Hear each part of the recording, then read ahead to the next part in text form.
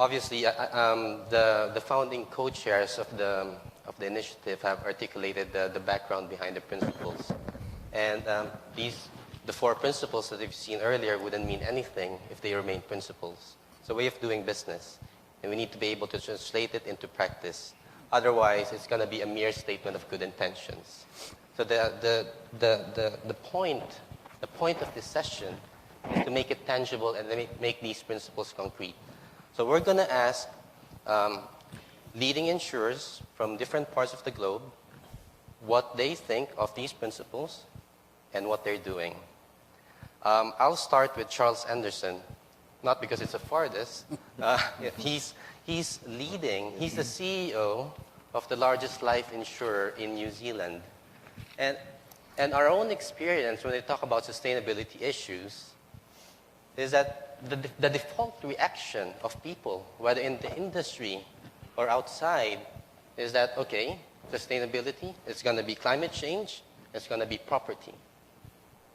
Charles is managing life and health insurance business in New Zealand.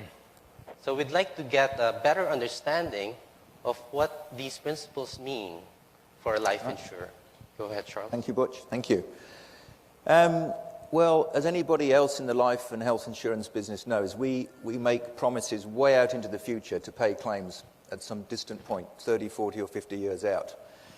And anybody who's participated or knows anything about the outputs from the Sustainability Forum over the last 3 or 4 days will really have to conclude that our ability to pay those claims will be severely compromised by the increasing frequency and volatility of disruptive events that Akim was talking about in his opening remarks. And coupled with that is the fact that we have, unfortunately, a society which is increasingly frustrated, angry, sceptical and rather mistrusting of financial services in general, which means that our customer base, the societies which we service, are also likely to be somewhat hostile to the sort of actions we might take. So these 2 things coupled together mean for me running a life assurance business, this is a strategic issue. It's not a short-term tactical issue. It's a fundamental long-term strategic issue. And so as a result, one very practical thing we do is we don't have a sustainability team that works on the side of the business tinkering around with things. This issue is addressed by our strategy team as a core part of our strategic development in the business. That's where it sits. That's where we expect the analysis to be undertaken and for people to understand what's happening, what these future impacts will be on our business. So that's the first thing. It's a strategic issue, not a tactical one. And just to give you an example for that, in our part of the world, regulators are seeking to ask us to allocate capital to cover pandemics. Now, that might be a very sensible thing to do. It probably is if you're looking at the strength of insurance businesses. But how do we actually understand what the frequency and scale of impact of pandemics might be? How do we understand how we might mitigate that impact? And how do we actually get engaged with regulators on addressing that issue? It's very difficult to do it in isolation on our own, and it's very difficult to do it without some information and some science being brought to bear on this. So that's just one very obvious but simple example of why this is a strategic issue and why we need to get involved. The first thing that we're making it practical for us, first thing just to get onto this point, first we've had to get our own house in order. There's no point thinking about impacts outside of your own business first. So we've done a lot of very good housekeeping stuff. We're managing our carbon footprint down to its lowest point that we can. And we're offsetting it as well, so we're a sort of carbon neutral business. But we're also thinking a bit more broadly about how we do that to sort of place some signals in the market. Our carbon offset is in natural bush, or as we call it in New Zealand, natural forest, specifically because they're focusing on trying to enhance biodiversity and retain biodiversity in that particular part of the country. So not only we're reducing our carbon, we're also trying to think about creative ways of supporting other aspects of this multidisciplinary sort of issue. We're engaged with our supply chain, as many other manufacturing companies are, on thinking about how they're managing their footprint and their environmental impact, and we're seeking to understand from them how they do that and work with them to reduce that. So getting our own house in order is one of the first things we can do. But more fundamentally, one of the issues about the PSI is about more inclusion. So, for example, we've worked very closely with some doctors and teaching hospitals and people who understand HIV/AIDS. Because until we did that, we were unable to offer any insurance at all to people, or we were unwilling to offer it to people who had this condition. And by understanding more about how the features of that disease work, we've been able to work out a regime for providing insurance to people that didn't otherwise have it. So just by this collaborative approach, by getting engaged with science and understanding how these things, we can extend our services and products to a wider group of people. Next off our list of things will be to engage on the mental health issue. Mental health is an increasingly frequent problem in many parts of the world. It is in New Zealand. It's one of our biggest issues. It's one of the things that we most frequently pay disability income claims out against. But we're very, very poor at underwriting it. We exclude a lot of people for reasons that we just don't understand enough about what's going on. So our next initiative will be to work closely with the academics and people who understand this illness better and some of the providers to find some solutions so that we can underwrite better that particular problem. And there's other examples we can use where product innovation is going to help us be a lot more inclusive. But the one big area, if I could just quickly finish on this, is investments. We invest policyholder money in capital, and it would be really, really foolish of us if we were investing in things that were harmful to the cause. So one of our biggest areas of focus is going to be to make sure we screen out of our investment portfolios investments that, for example, tobacco, where most of our claims come from some form of tobacco-related illness. Why would we invest our policyholder money in tobacco, making that worse? So on the investment side, we have a huge piece of work to do. We aspire to be totally transparent on where our policyholder investments are. The impact of those investments are on the environment, and so we want companies we're invested in to report on ESG issues. So we support things like the Integrated Reporting Initiative, the Natural Capital Declaration, which will all help the reporting of those impacts, and to make that totally transparent to our policyholders as efficiently as we can, so that they know that their premiums are invested in things that are hopefully net helpful, not harmful. And on that, just one final point is we joined the PSI because we recognise that we can't do these things on our own. It's not a statement about you're already there and doing it well. For us, the PSI is an invitation to get started and to collaborate with a lot of people around the world who are probably even further down the journey, who've done and explored some of the science perhaps in a better way, and for whom we can draw on to make progress quickly. So it's not for us a statement about we're doing it, it's about we aspire to do it really well, and we need some support and collaboration along the way to help us do it. Thanks very much, Charles, for articulating what these principles mean for a life insurer. We heard business strategy, we heard investment management, there's mental health, social inclusion, clients afflicted with HIV/AIDS, sustainability reporting. Nice summary of what it means to the life and health business. Now we'd like to go to Asia, specifically Japan. And we have here Masao Seki. He's the Associate Director and Chief Corporate Social Responsibility Officer of Sompo Japan Insurance. And there's some interesting developments happening in Japan, particularly. So I'm going to ask you two questions. One, we'd like you to explain to us there's a set of Japanese principles for financial action towards a sustainable society. What is this initiative in Japan, and how does this tie up to these global principles for sustainable insurance? The second one is about product innovation of Sompo Japan. Since we've touched Japan, we'll go to another part of Asia. So we'd like you to articulate what Sompo Japan is doing in other parts of Asia as a way of manifesting these principles through your products. So the first question, please. Thank you, Butch. Let me begin with the second question you asked. Okay? As an insurance company, at Sompo Japan, we developed wide variety of insurance products and financial products and risk management consulting service. But today, I would like to refer to our experience in Thailand. weather index insurance. In 2007, together with JBIC, or Japan Bank for International Cooperation, we conducted a research about the possibility of insurance as an effective tool for developing countries climate change-related issues. And we came up with the conclusion that weather index insurance is very, very effective for the people who suffered from weather climate change issues. So we decided to develop a weather index insurance for Thai farmers in northeast Thailand.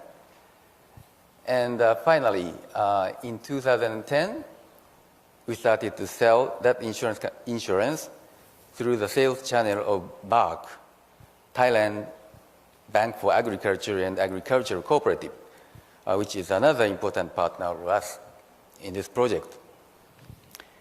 And after starting to sell this insurance product, we are very pleased to report to you that so far it is very well accepted, and we are successful in expanding our sales area from 1 province to 9 provinces in 2 years. And also in this regard, I'm happy to report to you that after acknowledging the success of our project and understanding how the availability of reliable weather data is important, Thai government decided to build more spots for weather observation as the basis not only for weather index insurance, but also for the adaptation policy in general. So in our case, we could say that we worked as a catalyst for changing or facilitating government action toward the resilience and disaster preparedness of the country. And with regard to your first question, just like PSI, recently Japanese financial institutions, including insurance companies, launched a similar commitment to sustainable development. And as I was a drafting team member of both PSI and this Japanese initiative called PFA, which is a little confusing, a principle for financial action toward a sustainable society, I tried to become like a liaison to bridge those two concurrently running initiatives to be consistent with each other. And I am happy to tell you that finally we came up with the same spirit, same idea, and same direction as PSI. Firstly, the common key message between PSI and PFA of us is the integration of sustainability into our core business, product, service, and business process. It's not an add-on activity. Instead, it should be firmly embedded into our core insurance business itself. And secondly, stakeholder engagement. Both of the two initiatives emphasize that we will work together with diverse stakeholders such as policymakers, regulators, citizens, and business partners, and other actors throughout our value chain. Thirdly, transparency and accountability.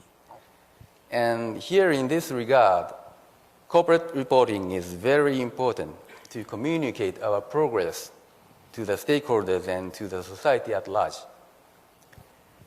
In Japan, we launched PFA in October last year, and so far we have more than 180 signatories, including mega banks, local banks, life and non-life insurance companies. And last November, as you know, we had an opportunity to host an Asian PSI regional consulting meeting in Tokyo. And together with our colleague insurance companies of Japan, and there were many attendees from different backgrounds, and we had a very lively and candid discussion which made the meeting very fruitful indeed. And actually, it was soon after the PFA was launched in Japan, so I introduced PFA as an input or an inspiration for the discussion at the meeting. I strongly believe that two initiatives, PSI and PFA, will go hand in hand and generate a good synergy. And that PSI will, with its clear message, will become a global platform to promote common action of insurers under the common vision towards sustainable development.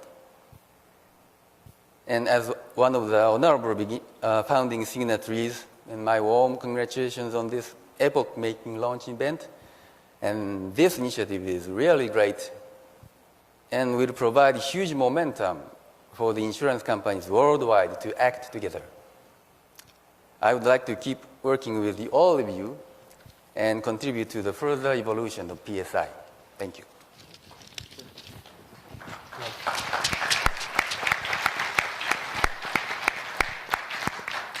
Thanks very much, Seki-san. I mean, that was well said. On the Japanese principles, congratulations to you for leading it together with the financial sector there. It's very comforting and good to know that there's a natural alignment between this national set of principles for finance and the PSI. And on product innovation, and again, another confluence of issues there, talking about climate change, index-based insurance compared to traditional indemnity-based insurance, reaching out to farmers, working with the Japanese Development Bank. That's an example of a really good example of an innovation. Now let's bring it home to Brazil, where we are right now. And for this part, I'd like to ask Patrick, as chairman of SulAmérica Seguros, what is your vision as chairman for these principles for SulAmérica? And what do you, and then first from your company perspective, and secondly, what do you think are the main environmental, social, and governance issues in your home market here in Brazil? And what do these principles mean to the Brazilian insurance market? So take the floor, Patrick. Thank you, Batch. Well, I think it's obviously a great honor for us, for SulAmérica, and for the Brazilian insurance company to be part of that. But I think some comments that I would like to share with you. First of all, sustainability has, in my point of view, always be part of the insurance industry. Our job is to manage risk, to choose a good risk, to promote the good risk among our clients, among our stakeholders, our brokers, or the industry that we insured, the good life and the good health of our clients. And this is sustainability. So we have been doing that in our sector, in our industry, since the beginning. Now we should continue. Now we should improve that. And we obviously, signing these PSI documents, it's a very important document that all of our stakeholders we know, and we understand that the insurance industry could help on this direction. Concerning SulAmérica, just two small examples that I will give to you that we had implemented these last 3 years. First of all, we are an automobile insurance company and also in health. And in automobile, we have made an agreement with BASF in order to car dealers to repair cars using water paint based on water and not in oil.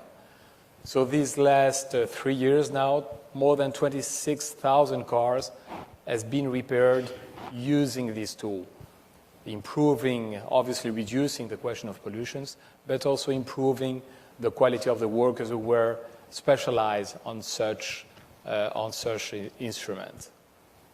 Second, in health, the questions of good health in Brazil, it's a big concern. We have obesity increasing in the country, cardiac problems, stress is increasing, don't seem here with the beach, but stress people here is increasing. So we have implemented a wellness program among our clients using a special team on that. And these last 4 years, also almost 200,000 people has been beneficiated on this program. So it's a small examples. Obviously, a lot of different actions has been taken also in our company, in the Federation of the Insurance Company.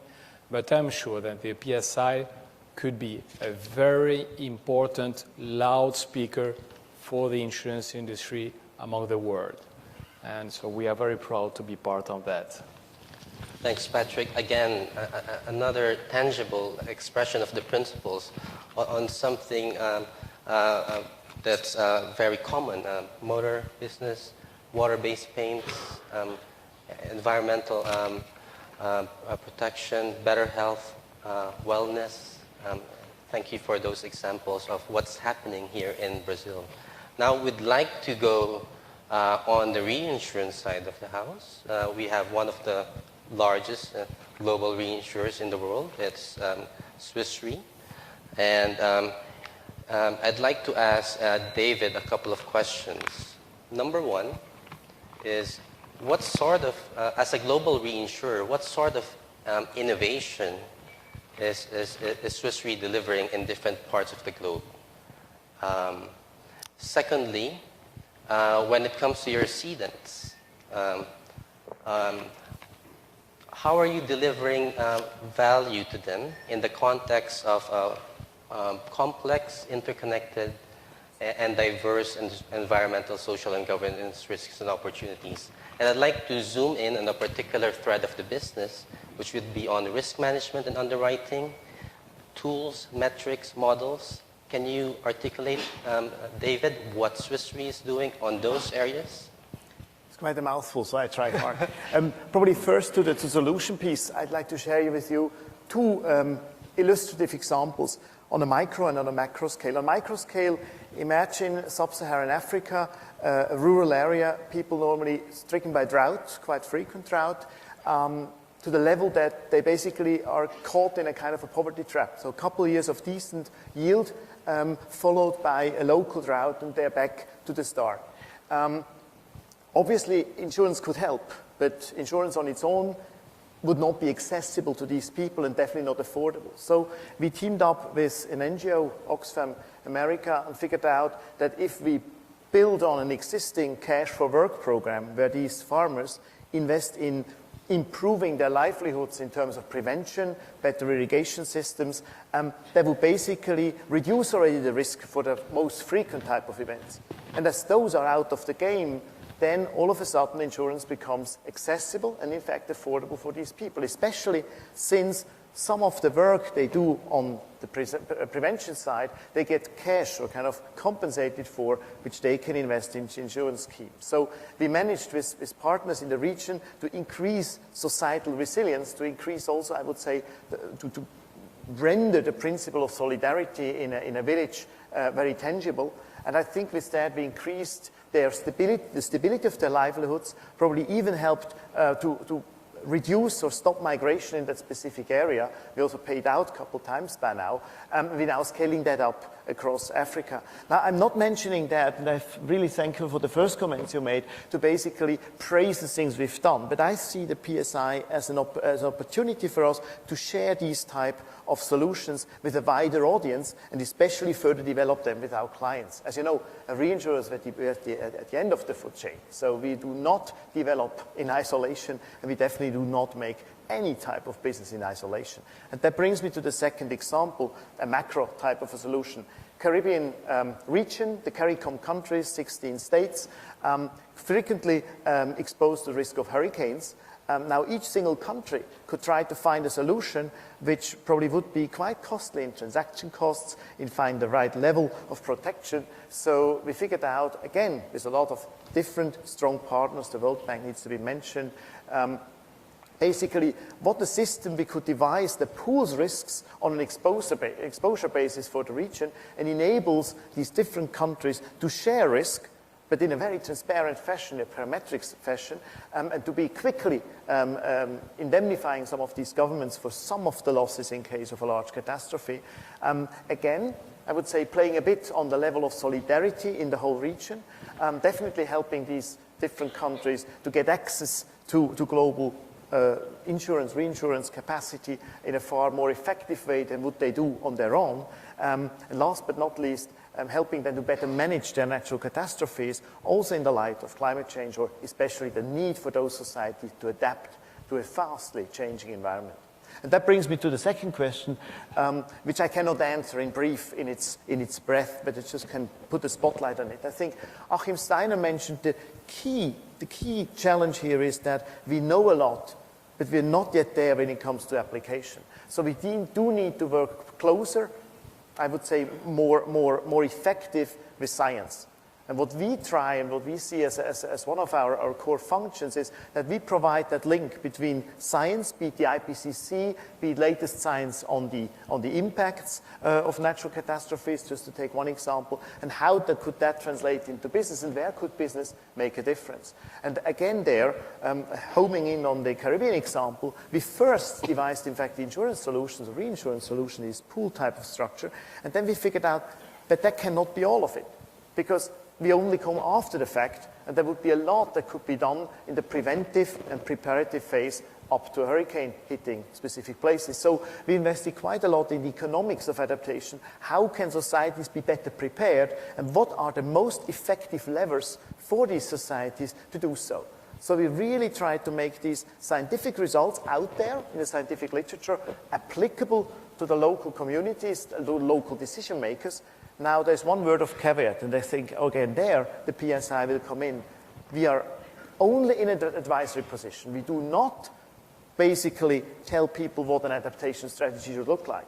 And I think the PSI will provide us, together with a platform, to further develop the understanding of where could the industry really help societies to become more resilient. And my last comment in that respect is, if we do that very well, we become very relevant to what I think is really at stake in helping local societies cope with issues like climate change in an affordable fashion. And we have a role to play in that, but we can no ways play it in isolation. In that sense, I'm very, very happy to be here with you today. Thanks very much, David. And I'm quite happy that you mentioned science, because one of the challenges for UNEP as an environmental program of the UN is to link public policy with science. And I'm happy that you've made that link, because we do need to wire those strands together: policy, science, finance, insurance. So I think that was well said in that respect. Again, we heard resilience, innovation in terms of parametric insurance for a region, working with governments. So that's very insightful. Now I'll turn to Eugenio of Bradesco. And I call him Mr. Macro now, because he's been selling me insurance wherever he goes, whether I'm here in Rio or when he visited in Geneva. But we'd like to hear what Bradesco, I mean, it's the largest insurer, you said, in Latin America. And how do you, we've heard quite a number of statements on a whole range of spectrum of issues, be it environment and social issues. What is Bradesco's interpretation of the social dimension of these principles? I changed my mind there. I will try to explain my point of view in English. Bradesco has an excellent commitment with the principles. Bradesco decided to be the first insurance company in Brazil to sign the principles. Because if you divide the principle in social, environment, and governance, Bradesco is so close of this principle already. In social, in 1957, Bradesco Bank founded the Fundação Bradesco. Fundação Bradesco is responsible to provide basic education and high school education nowadays at least to 100,000 young students in Brazil. This is very important for us. The other thing is Bradesco is a bank for all Brazilian family, and the insurance company for all Brazilian family too. We have at least one family insurance in all Brazilian cities. We are the first company in Brazil to launch product with its philosophy and concept of microinsurance to low-income people and slums and low-income people region. Bradesco has another commitment with the social in society with the longevity and function of the strong basis and the pension plans, and the strong base and the health insurance. To teach, to try to teach the people financial education and the better quality of life. This is very important for us. In governance, Bradesco has a very strong commitment too, because everything is Bradesco works in accordance with the compliance rules, external and internal compliance rules. Bradesco is accordance with the regulators, the government, and the society, and the other stakeholders. But you lack one point, a special point, and things linked to environment. It's a new one for us, this issue in Bradesco. We need support of the reinsurance, we need support of the horticulturists, we need support of the PSI team, the Munich Re, Swiss Re, the other insurance companies spread around the world to teach us how to face the catastrophe risks, the climate changes, and natural disasters. This is very important for us. We believe the principle helps the Bradesco to be a better company in quality of services and quality of the products. We have expectation of just. Thank you.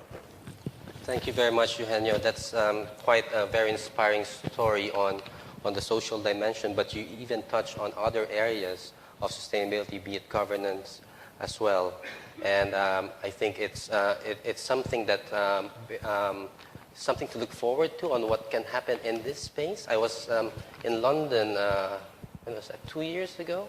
I was asked to chair a session on microinsurance, and we surveyed the crowd and we asked them, how can we ensure a sustainable microinsurance industry? And there were 3 threads that came out of that round table. One was there has to be prudential regulation on this type of business.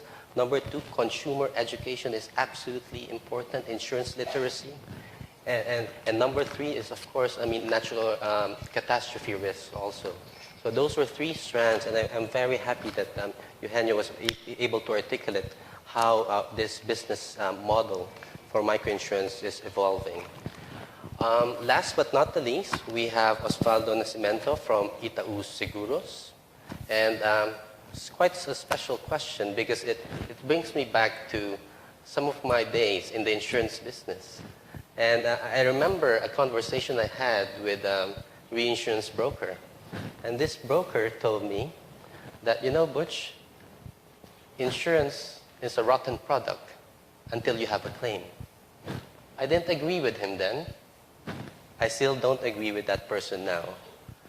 And I think my question to Osvaldo is that by considering sustainability issues, how are you delivering value to your clients beyond paying claims? It's a given that if there's a claim, if it's compensable, you pay it. Fast, efficient, fair. But how are you doing that in Itaú, where when there's no claim, how are you providing value? Okay. First of all, it's a pleasure to be a part of the principles of sustainable insurance. Itaú is a conglomerate. We have a banking, we have an insurance company, and a credit card company. And as a conglomerate, we have several responsibilities. The first one is to protect the investments of the customers, because all the citizens in the country make investments, and we are supposed to allocate all these assets in a better way. Our second responsibility is to provide money in order to make a better economy, to improve the economy. We make loans for cars, for homes, and other utilities. And we have a responsibility to educate the people how to get money and how to use that money in a better way to improve quality of life. And also we have the responsibility to protect the investment, to protect the life, to protect all the things like houses, home, cars, and all properties that our customer has. For us, to be a part of the principal is a multi-layer responsibility. The first responsibility is related with the society. How can we communicate with our citizens? It is very difficult to be a sustainable company only for inside. Our major responsibility is how to be a sustainable company for outside. In order to do that, we have decided some years ago to make an educational program for our employees. We have more than 100,000 employees, and we have a big responsibility to educate our employees to talk about sustainability, because otherwise everything will be theoretical, and we are supposed to be practical. And by doing that, we have a lot of results. I think the first result is to interact with the society in order to make the right things by using all the resources in a better way. We have also the interaction with the brokers. In Brazil, there are more than 60,000 brokers, and we have the responsibility as an insurance company to educate the brokers to talk about sustainability. And that was a program developed not only by Itaú, Bradesco, SulAmérica, all the insurance companies are doing that. We have to promote that type of education because here we are only few persons talking about sustainability, but we can multiply. We can multiply for thousands or millions of people talking about, understand, and practicing. And inside of the company, we have already concrete results. I think the first result was interaction with the regulators, because the regulator has a big responsibility with the sustainability programs, because all the regulations has impact in the way how we operate. And we have developed a program to simplify all the contracts.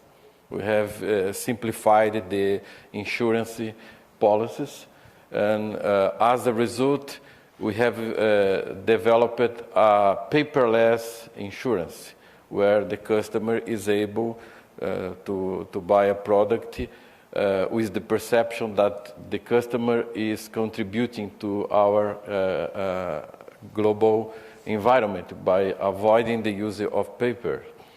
And we have also developed a simplified language to communicate some products. We have some products that mix investment and lottery, and sometimes you buy investment, but in reality you are buying lottery. Then we have to simplify the language to make it clear what is the real product that the customer is buying. And in the product we develop, I think by exchanging experience with the other companies, we have already developed home insurance, where we are supporting all the householder how to recycle materials. We have a scheme to collect recycled materials, and we have also a call center that support our customers to develop sustainable products, sustainable projects, like how to save water, how to build a house, recycle out water. And I think we can help the customers by supporting the products, not only selling products. And by using all these results and by being part of PSI, I think we can exchange several other ideas that can improve this project as a whole. Thank you very much, Osvaldo. We are on a tight schedule, and it's an excellent set of examples globally.